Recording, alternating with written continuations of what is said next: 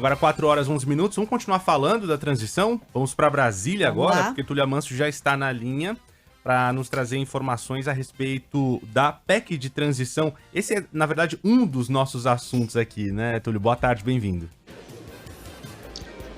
Oi, Túlio, boa tarde. Oi, Renan, oi, Adriana, boa tarde a vocês, boa tarde a todo mundo.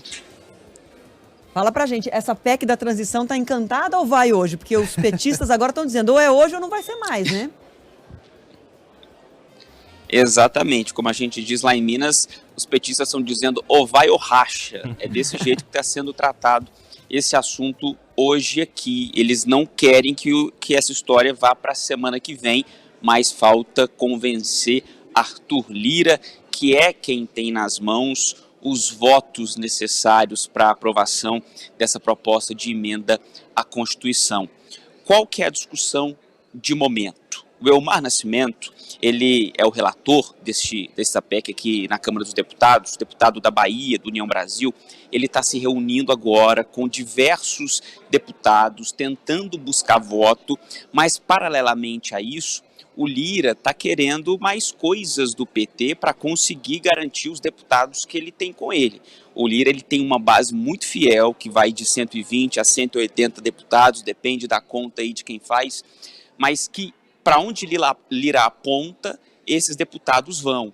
Então, esses deputados fariam a diferença na hora de votar essa PEC e aprovar, porque eu lembro a vocês que tem que ter 308 votos, é um quórum qualificado, 3/5 dos deputados, em 2 turnos. E Lira estaria pedindo para Lula, para o PT, cargos, fazendo aquela negociação, pedindo até ministérios mais importantes em troca desse apoio, e inclusive também esperando o julgamento do orçamento secreto do Supremo Tribunal Federal e vendo o que vai virar a questão das estatais, né, da lei das estatais no Senado Federal. Então, por conta disso, Lira quer deixar para a semana que vem. Mas o PT está dizendo, olha, a gente cansou, a gente negociou até onde deu. Então, vamos votar isso hoje ou a gente larga de mão essa proposta e parte para o plano B ou até o plano C.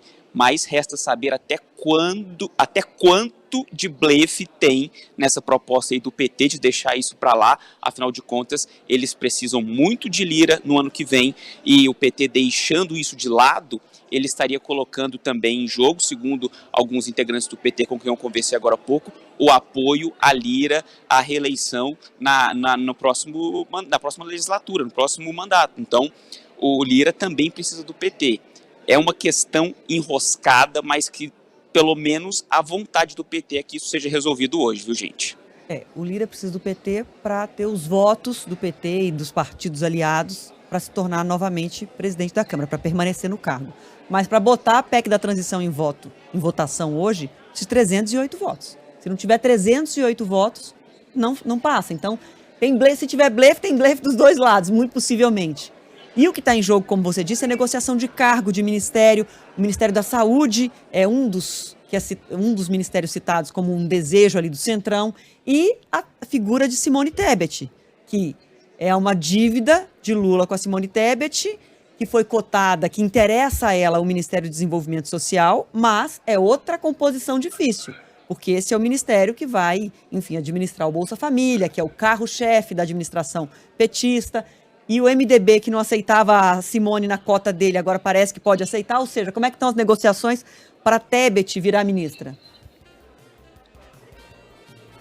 Ontem teve um jantar do MDB aqui em Brasília, Adriana e Renan. Eu estive lá ontem à noite e o Geraldo Alckmin, o vice de Lula, ele falou em alto e bom som para todo mundo ouvir que Tebet será ministra. Aí um ou outro grita lá atrás, ministra de qual pasta, de onde? Aí ele não fala. Justamente por essa questão. Ela quer a parte de desenvolvimento social.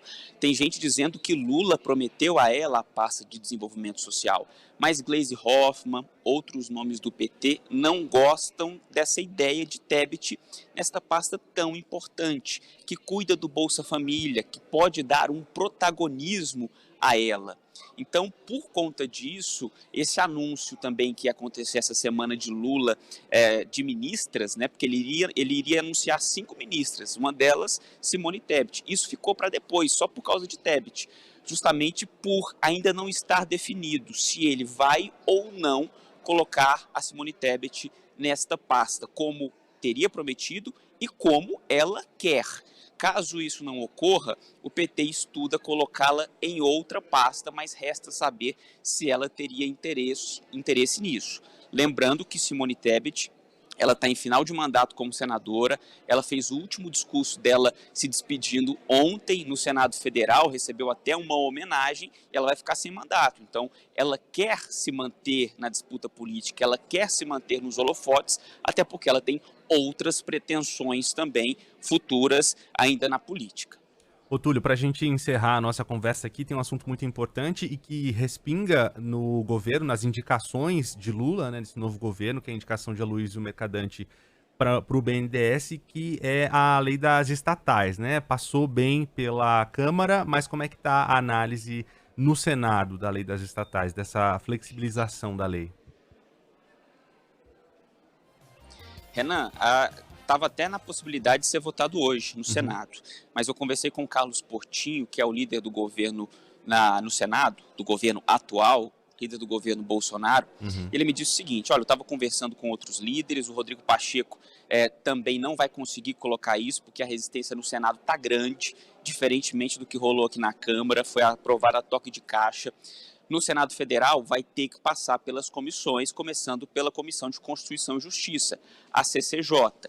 Ele disse que aquela proposta, ou melhor, a forma como está hoje, 36 meses de quarentena, ele acha muito, mas também 30 dias de quarentena, como foi aprovado aqui no Senado, é pouco demais. Então, Portinho, ele sugere uma alteração de 180 dias. Ele acha que esse é um tempo considerado válido e ele vai tentar tramitar com este prazo, mas passando pela CCJ, no Senado Federal, ou seja, na outra casa deve ficar para a semana que vem, mas Rodrigo Pacheco está na sessão conjunta agora, então ele deve falar sobre isso quando sair daqui.